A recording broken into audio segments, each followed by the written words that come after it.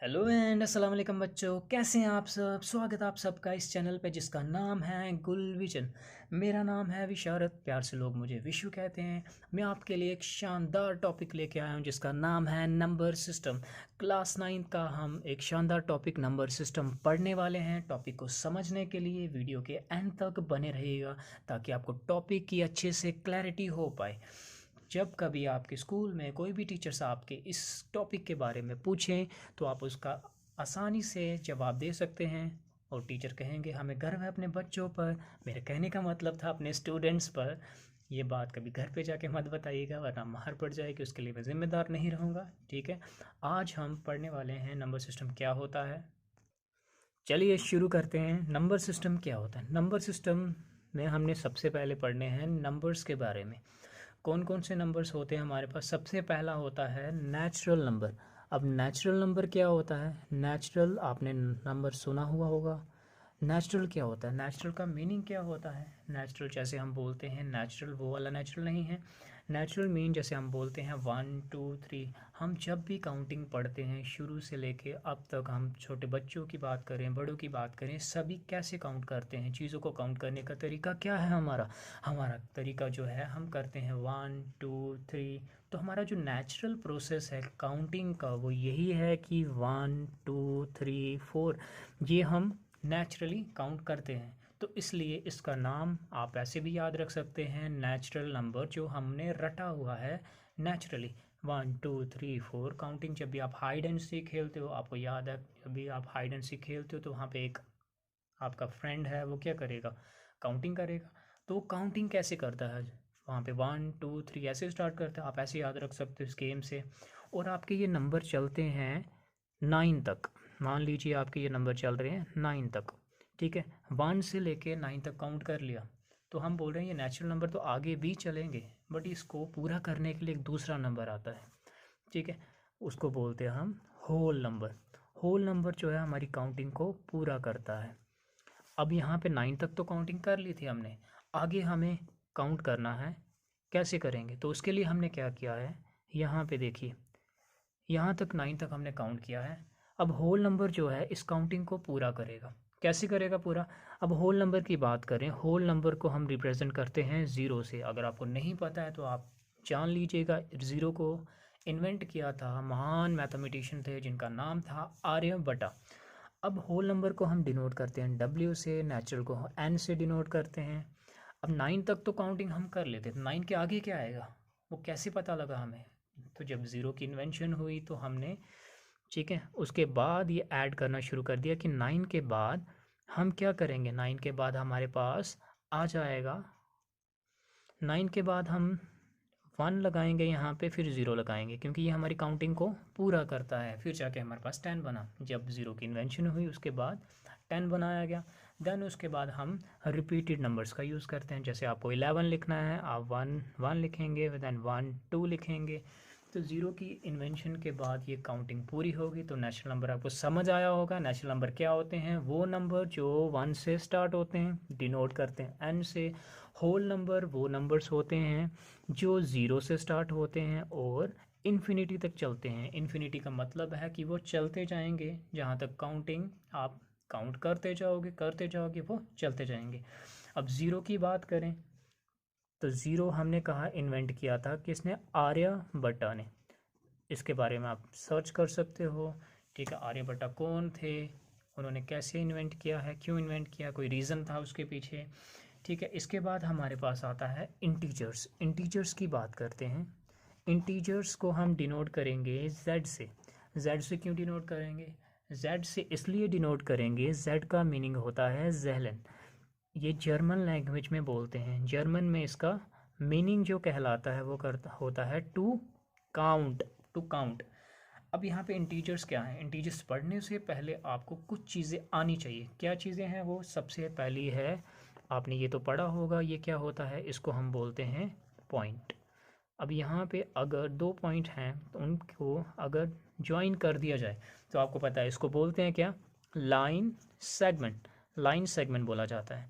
अगर एक and point है, इसमें 2 एंड पॉइंट्स हैं, अगर एक ही एंड पॉइंट है तो वो बन जाती है रे। अगर कोई भी एंड पॉइंट नहीं है तो वो कहलाती है लाइन। तो आपको ये याद होने चाहिए, पॉइंट होता है अगर आपके पास दो एंड पॉइंट हैं उनको लाइन सेगमेंट बोला जाता है, अगर एक ही एंड पॉइंट है उसको रे बोला जाता है, और जिसमें एंड पॉइंट कोई भी नहीं हो उसको लाइन बोला जाता है। अब लाइन की बात करें, लाइन से हमारे पास बनती है नंबर लाइन।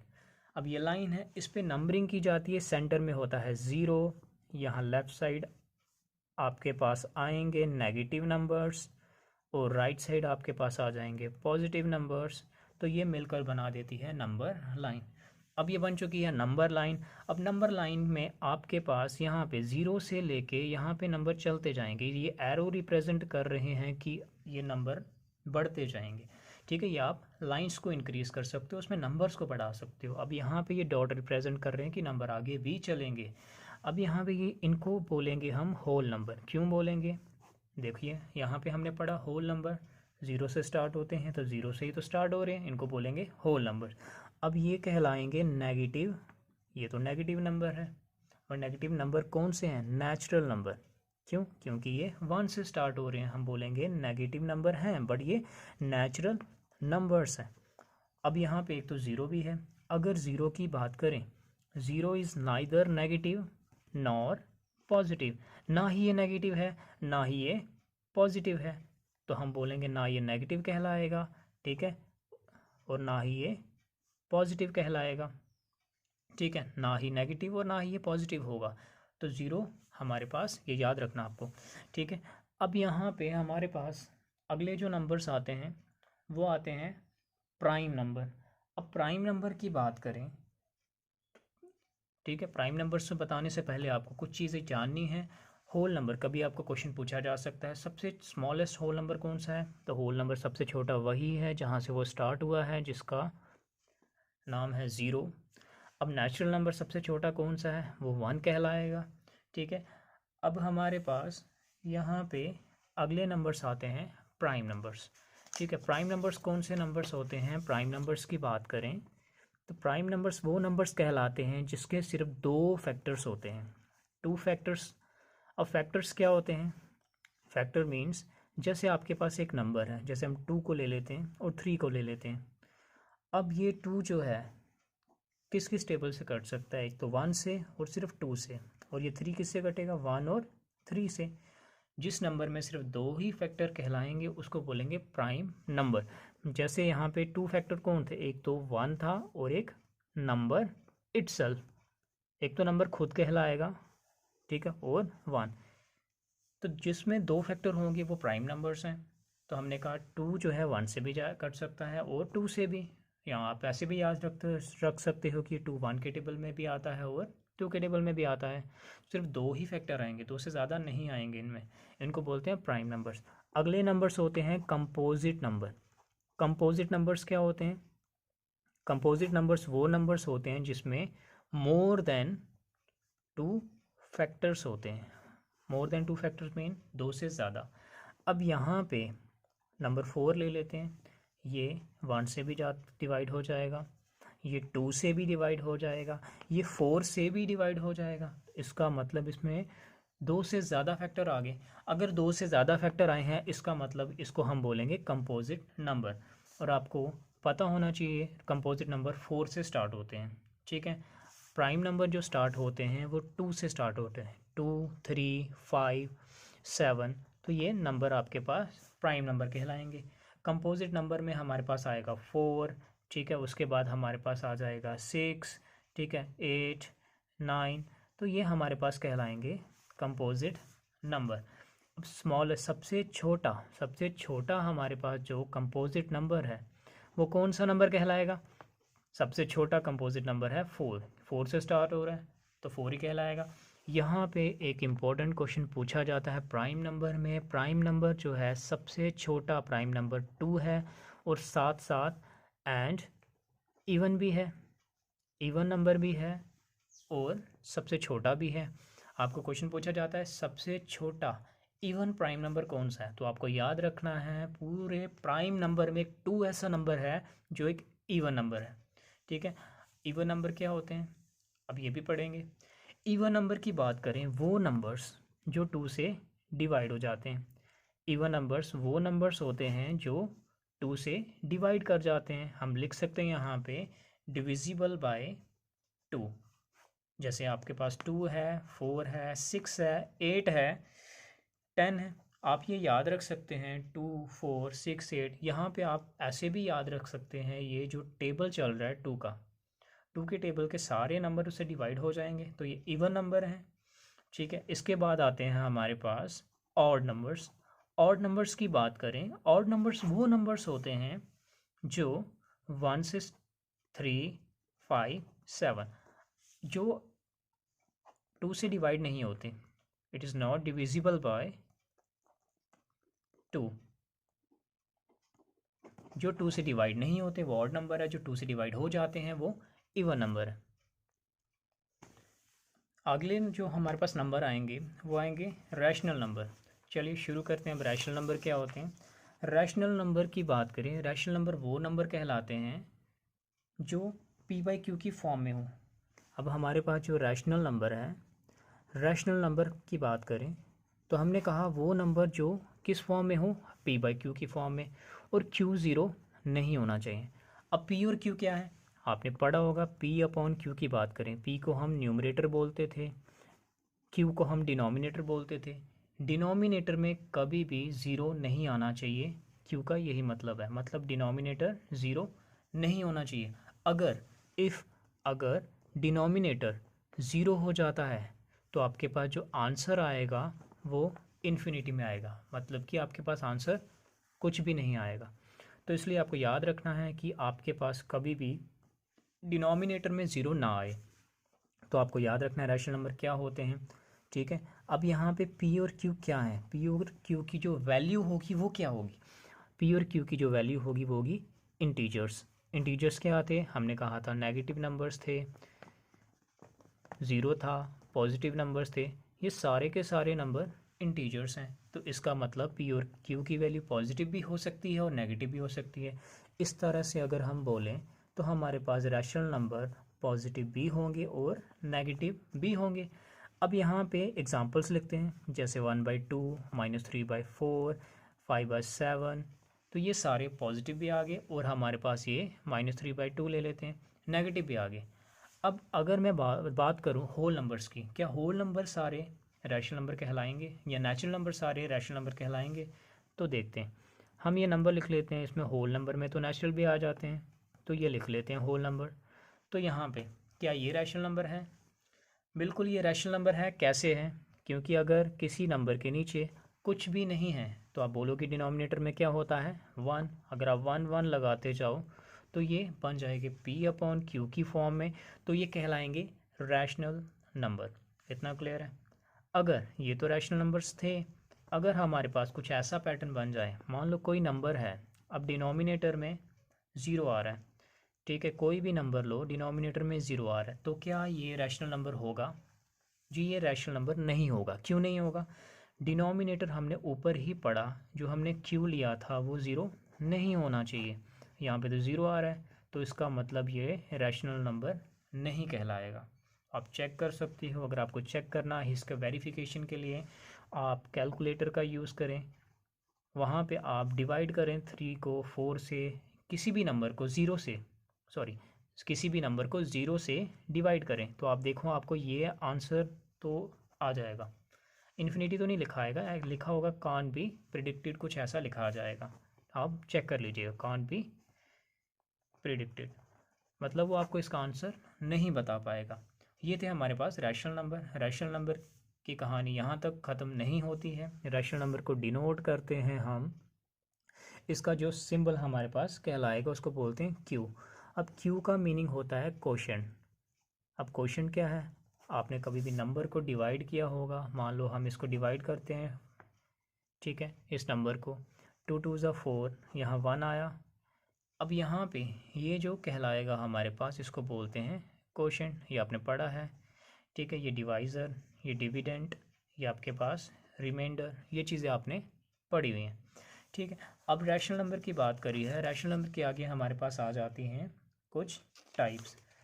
अब टाइप्स पढ़ेंगे इसकी, रैशनल नंबर की कौन कौन सी होती हैं, और याद रखना आपके पास जो रैशनल नंबर की जो दो टाइप्स हैं, रैशनल नंबर की कौन कौन सी टाइप्स हैं, एक आती है आपके पास टर्मिनेटिंग डेसिमल, टर्मिनेटिंग डेसिमल। दूसरी जो टाइप आती है वो आती है non terminating decimal, non terminating decimal. अब ये दो तरह के हमारे पास डेसिमल्स आ रहे हैं, एक टर्मिनेटिंग आ रहा है, एक नॉन टर्मिनेटिंग आ रहा है। दोनों में डिफरेंस क्या है, बहुत ही आसान है, समझना है, आपको क्रैम नहीं करना है। देखिए टर्मिनेटिंग डेसिमल क्या कहलाता है और नॉन टर्मिनेटिंग डेसिमल क्या कहलाता है। टर्मिनेटिंग का मतलब जिसमें हमारे पास रिमाइंडर ज़ीरो आ जाए। दूसरा अगर हम बात करें तो नॉन टर्मिनेटिंग क्या होता है, जिसमें हमारे पास रिमाइंडर ज़ीरो नहीं आएगा। सिंपल है, जिसमें रिमाइंडर ज़ीरो वो टर्मिनेटिंग डेसिमल, जिसमें रिमाइंडर ज़ीरो नहीं है वो नॉन टर्मिनेटिंग डेसिमल। अब यहाँ पे एक नंबर लेते हैं, 5 को 2 से डिवाइड करें, 2 2 ज़ा 4 आया, 1 आया नीचे, पॉइंट लगाया, पॉइंट्स में डेसिमल लगाया, 0 आएगा। 2 5 ज़ा 10 आया, नीचे हमारे पास रिमाइंडर बना 0। हमने कहा था रिमाइंडर 0 आएगा तो टर्मिनेटिंग डेसिमल, तो मतलब ये टर्मिनेटिंग डेसिमल कहलाएगा। कौन सा डेसिमल, ये जो आंसर आया है ये डेसिमल, मतलब 2.5 जो है ये टर्मिनेटिंग डेसिमल है। क्यों है ये जल्दी आपको क्लियर होने वाला है, उससे पहले आपको ये पढ़ना पड़ेगा, फिर आपको समझ आएगा। यहाँ पे एक नंबर लेते हैं, 10 को डिवाइड करते हैं 3 से, 3 3 ज़ा 9 आया, हमने इसको काटा, कितना आया 1, डेसिमल लगाया 0 आया, 3 3 ज़ा 9 आया। अब देखो ये नंबर आपके पास रिपीट होता जाएगा, रिपीट हो रहा है तो उसके लिए आप ये डॉट रिप्रेजेंट करते हो। अगर डॉट नहीं रिप्रेजेंट करना है तो आप 3 पॉइंट डेसिमल के बाद जो डिजिट रिपीट हो रहा है, एक ही डिजिट रिपीट हो रहा है और सेम डिजिट चल रहा है, तो उसके ऊपर आप ये बार लगा दोगे। बार रिप्रेजेंट करता है कि ये नंबर बार बार रिपीट हो रहा है, ठीक है। अब यहाँ पे देखिए ये नंबर कुछ ऐसे बना। अब हमने कहा था रिमाइंडर ज़ीरो नहीं होगा तो नॉन टर्मिनेटिंग, टर्मिनेटिंग होगा कि रिमाइंडर ज़ीरो है। यहाँ पे डॉट नहीं है मतलब नंबर ख़त्म हो गया। ऐसे याद रखोगे, जब नंबर में डॉट नहीं आ रहे, नंबर ख़त्म हो चुका है, मतलब रिमाइंडर ज़ीरो है। रिमाइंडर ज़ीरो है तो टर्मिनेटिंग डेसिमल कहलाएगा। अगर ये डॉट रिप्रेजेंट कर रहे हैं मतलब ये ख़त्म नहीं हो रहा, ख़त्म नहीं हो रहा, सेम नंबर रिपीट हो रहा है, ख़त्म नहीं हो रहा, उसके लिए लिखेंगे नॉन। जब ख़त्म हो चुका है यहाँ पे नंबर तो बोलेंगे टर्मिनेटिंग, ख़त्म नहीं हो रहा नंबर यहाँ पे बोलेंगे नॉन टर्मिनेटिंग, नंबर चलता जा रहा है उसके लिए बोलते हैं नॉन टर्मिनेटिंग। और यहाँ पे नॉन टर्मिनेटिंग इसके लिए एक नाम जोड़ेंगे, डेसिमल के बाद सेम डिजिट रिपीट हो रहा है तो हम बोलेंगे repeating decimal, non terminating repeating decimal. अब ये ऐसा क्यों लिखा है, इसके साथ रिपीटिंग जोड़ा, आपको ये पढ़ने के लिए आगे एक टाइप और पढ़नी पड़ेगी जो दूसरी होती है, ठीक है। एक तो रैशनल नंबर थे, अब दूसरे हमारे पास होते हैं इर्रेशनल नंबर। तो इर्रेशनल नंबर्स पे आते हैं ताकि आपको अच्छे से क्लियर कर पाएँ। इर्रेशनल नंबर क्या होते हैं, इर्रेशनल नंबर की बात करें, इर्रेशनल नंबर वो नंबर्स होते हैं जो पी बाई क्यू की फॉर्म में नहीं होते हैं, which are not in the form of P by Q, P by Q की फॉर्म में नहीं होते। अगर वो पी बाई क्यू की फॉर्म में नहीं होते तो किस फॉर्म में होते हैं, ये होते हैं हमारे पास रूट की फॉर्म में, पाई की फॉर्म में। अब यहाँ पे ये पाई क्या है, आपने पढ़ा होगा पिछली क्लासेस में, पाई जो है एक कांस्टेंट लिया जाता था जिसमें 22/7 इसकी वैल्यू आती थी, जिसको हम लिखते थे 3.14 समथिंग। ये चलता जाता है नंबर, आप इसको डिवाइड करिएगा, ये नंबर बहुत ही लंबा आएगा। और आप देखिएगा डेसिमल के बाद ये नंबर रिपीट नहीं होगा, सेम जैसे यहाँ रिपीट हो रहा था यहाँ रिपीट नहीं करेगा, यहाँ पे ये अलग अलग डिजिट्स आ जाएंगे। अब यहाँ पे इरेशनल क्यों पढ़ रहे हैं ये समझने के लिए, अब ये कैसे समझेंगे देखिए। अभी हम पे रैशनल नंबर की बात करी थी, वो तो हमारे पास डिनोट किससे होता है, ठीक है, मैंने आपको बताया था वो क्यू से डिनोट होता है। इरेशनल नंबर होता है आई से डिनोट होता है। अब आई से क्यों लिया गया, जब हमने इंटीजर पढ़ा था तो हमने उसमें लिया था कि जेड से डिनोट करते हैं, इंटीजर को हमने लिया था यहाँ पे जेड से डिनोट करते हैं। ये भी आई से है, ये भी आई से है, ताकि दोनों में कन्फ्यूजन ना रहे तो इसलिए इंटीजर को जर्मन लैंग्वेज से लिया गया जेड, ठीक है, ज़ेहलन, जिसका मीनिंग होता है काउंट, टू काउंट। अब इरेशनल नंबर को डिफ्रेंशिएट कर दिया गया है, इसको बोला है हमने आई से रिप्रेजेंट कर रहे हैं। यहाँ पे पी बाई क्यू की फॉर्म में नहीं होते हैं, रूट 2 रूट 3 पाई की फॉर्म में लेते हैं। अब यहाँ पे पाई की जो वैल्यू है वही उठाते हैं, 3.14 समथिंग, ये चलती जाएगी। अब यहाँ पे क्या है, मैंने आपको पीछे ही बताया, अगर नंबर रिपीट हो रहा है, ठीक है, नंबर चलता जा रहा है, नंबर जो है चलता जा रहा है, ये नंबर क्या कर रहा है, इंक्रीज़ कर रहा है, तो बोलेंगे non terminating, non terminating decimal. और यहाँ पे डेसिमल के बाद कोई भी नंबर रिपीट नहीं हो रहा, तो बोलेंगे नॉन रिपीटिंग। अब यहाँ पे देखिए, रैशनल की बात करी, रैशनल में टर्मिनेटिंग और नॉन टर्मिनेटिंग डेसिमल पढ़ा। नॉन टर्मिनेटिंग में हमने कहा था यहाँ पे अगर डेसिमल के बाद सेम डिजिट रिपीट हो रहा है तो हम बोलेंगे नॉन टर्मिनेटिंग रिपीटिंग डेसिमल। अगर यहाँ पे इर्रेशनल नंबर की बात करें तो इसमें डेसिमल के बाद कोई भी डिजिट रिपीट नहीं कर रहा, तो बोलेंगे non terminating non repeating decimal. अब यहाँ पे आपको ये क्लियर हो चुका होगा। अब यहाँ पे आपके पास नॉन टर्मिनेटिंग में ऐसे भी आ सकता है, रिपीटिंग में 3.2525 कुछ ऐसे नंबर चल रहा है। यहाँ तो आपके पास 4.125125। अब यहाँ पे डेसिमल के बाद अगर 2 डिजिट बार बार रिपीट हो रहे हैं, यहाँ पे डेसिमल के बाद 3 डिजिट बार बार रिपीट हो रहे हैं, तो तब भी ये नॉन टर्मिनेटिंग नंबर चल रहा है, नॉन टर्मिनेटिंग। और बार बार रिपीट हो रहे हैं, मतलब 2 डिजिट हो, चाहे 3 हो, चाहे 4 डिजिट रिपीट हो रहे हो, तो वो कहलाएगा नॉन टर्मिनेटिंग रिपीटिंग डेसिमल, जो टाइप है किसकी, रैशनल नंबर की। नॉन टर्मिनेटिंग इर्रेशनल में भी आता है। अब इर्रेशनल में नॉन टर्मिनेटिंग कैसे पहचानोगे, यहाँ पे डेसिमल के बाद आप देखिए यहाँ पे कोई भी नंबर जो है, कोई भी डिजिट जो है वो रिपीट नहीं कर रहा, तो आप बोलोगे नॉन टर्मिनेटिंग नॉन रिपीटिंग। इतना क्लियर है, यहाँ तक याद रखिए।